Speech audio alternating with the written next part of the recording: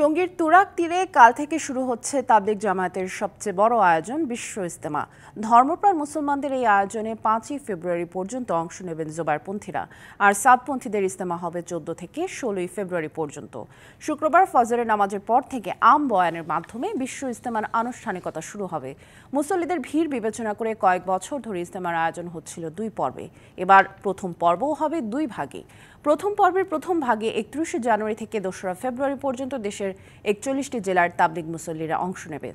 দ্বিতীয় ভাগে 3রা ফেব্রুয়ারি থেকে 5ই ফেব্রুয়ারি পর্যন্ত দেশের বাকি জেলার মুসল্লিরা অংশ নেবেন।